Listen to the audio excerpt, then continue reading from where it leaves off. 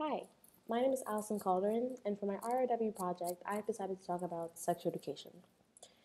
I chose to call this project Sexual Education Across the School Boards.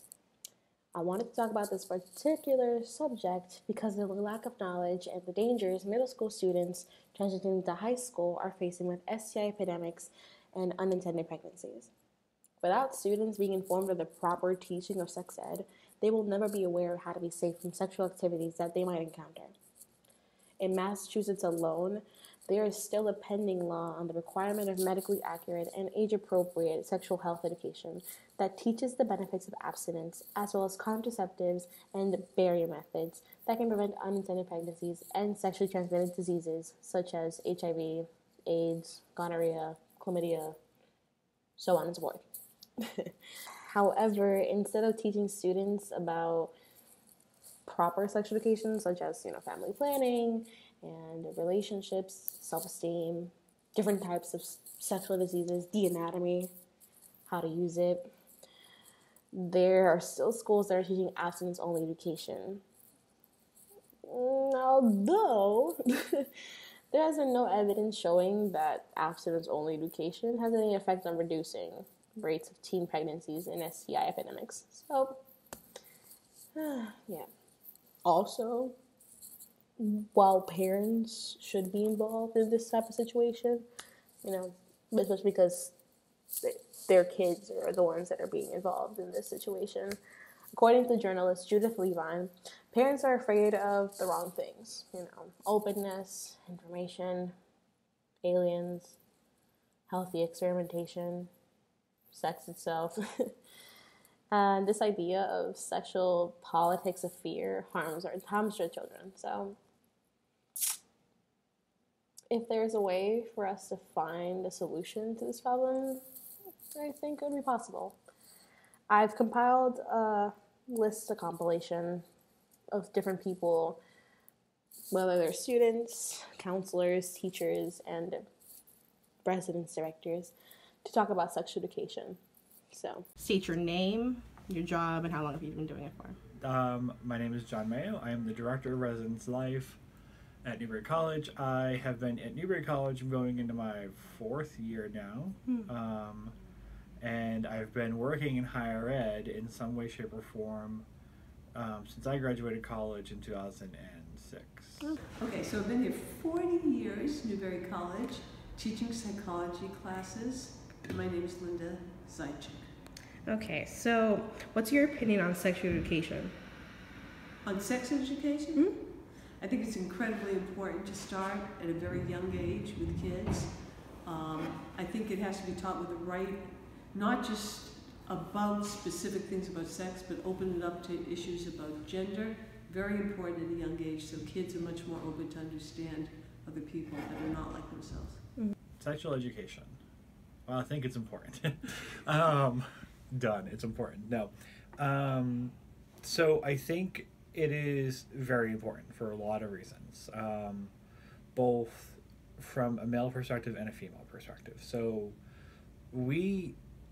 our philosophy here at the college is we're very open about it. We're very much, we try to hit it from all angles because we want students to know about sexual education from every angle, from self-health to relationships, healthy relationships, healthy sexual relationships. So for us, it's a very important topic that we really try to affect change and inform our students. So, should schools like high school or upper level middle schools be blamed for the lack of sexual education that they have? Be blamed. If they don't have sex education, the school's doing something wrong. I think in certain states it's mandated, but I might be wrong, sex education, but we can look that up later.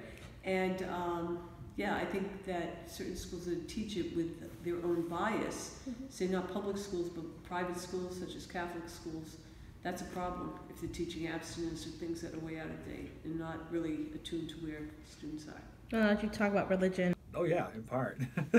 I I think lack of sexual education comes from two different places. I think it comes from a lack of education on the school, but also at home.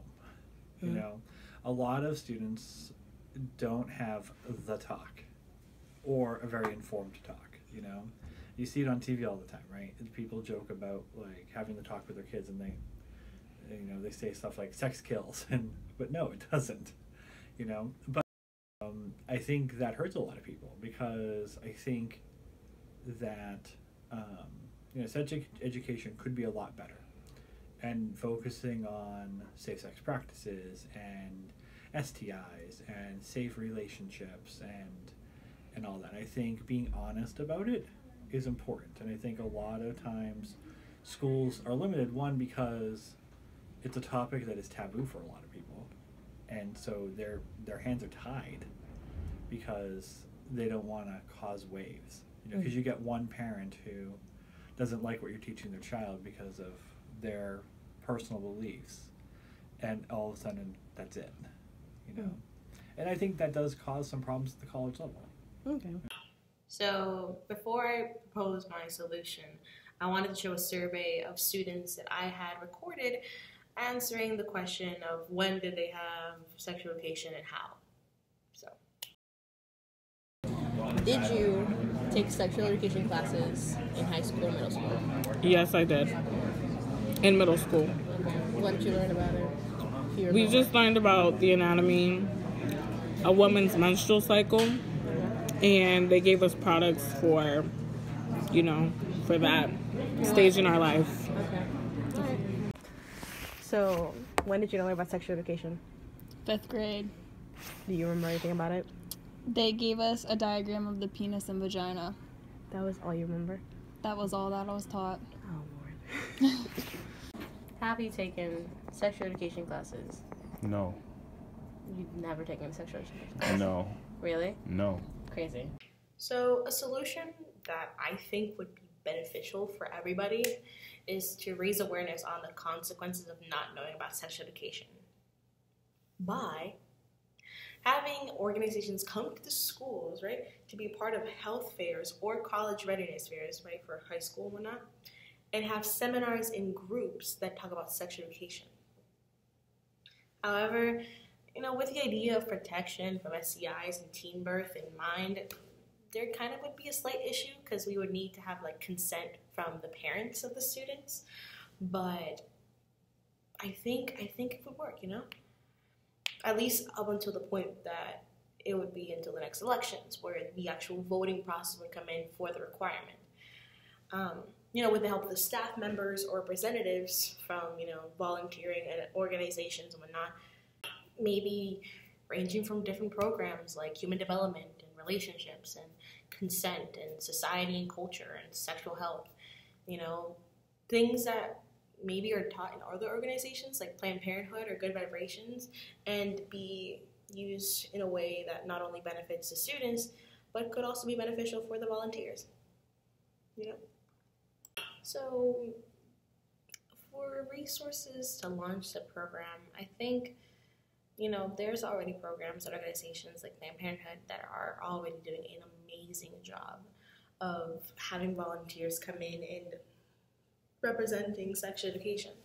But if I'm going to make a better program, I would need to have the funds for the buildings, to do seminars at the schools, just in case, for teachers, for the internet access. And lastly, I would want the volunteers to have an opportunity to make a career out of sexual education. If they want to be sex educators, I would need acceptance from the school boards to give them licenses in order for them to have a career out of this, because, most people want that. However, I think if there would be an option, I would probably partner up with Sexuality Information and Education Council of the United States, to distribute research and knowledge to us as well. But I think those would be the resources that I would need. Overall, I think this project would work. Sexuality, sex education is important. There is always a way for a student to learn about it. They should have a right to learn about it, considering that, things happen every day. and it's better to be informed than to not be informed. So if there is an option to give a student a chance to learn about sexual education, then I think this should be it, you know? So thank you for listening to my presentation, my project, and I hope, it gets accepted. So thank you very much.